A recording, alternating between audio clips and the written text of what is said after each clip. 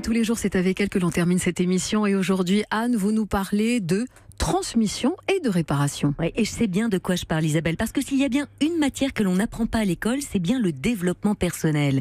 Et c'est fort dommage parce que, croyez-moi, le monde irait bien mieux si c'était le cas, mais c'est un autre sujet.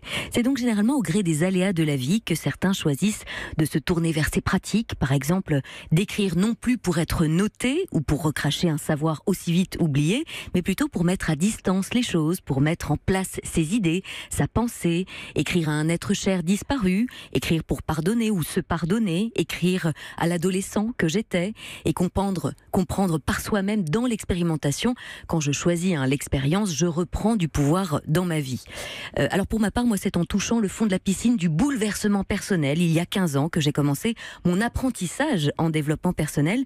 Et si je le précise, ce n'est pas à tous ces maîtres d'apprentissage qui sont en régie que je vais l'apprendre, c'est qu'en osant montrer ses cicatrices aux autres, d'abord on tire une force immense d'oser montrer sa vulnérabilité, mais surtout ainsi d'autres peuvent savoir et comprendre qu'il est possible d'aller mieux, d'aller vers qui ils sont profondément.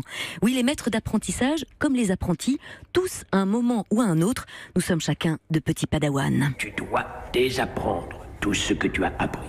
En développement personnel, on appelle cela la destruction créatrice. Détricoter tout ce que l'on m'a tricoté, malgré moi, pour revenir à l'essence, à ce que je suis profondément.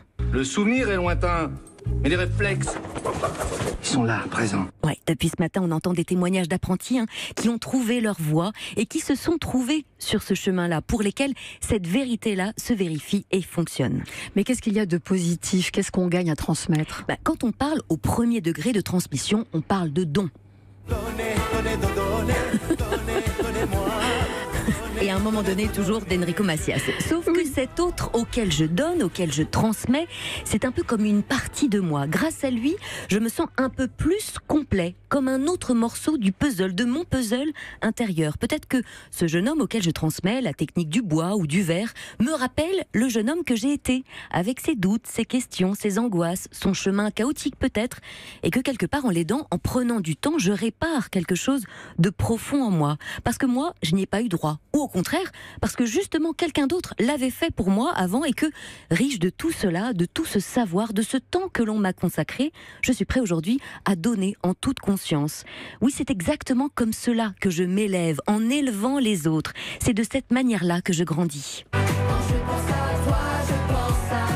Oui, je pense à moi. Et quelque part, transmettre, c'est donner naissance à l'autre, mais aussi à cette partie de soi que l'on n'avait pas encore identifiée, que l'on n'avait peut-être pas encore reconnue, et grâce à laquelle on se sent davantage complet.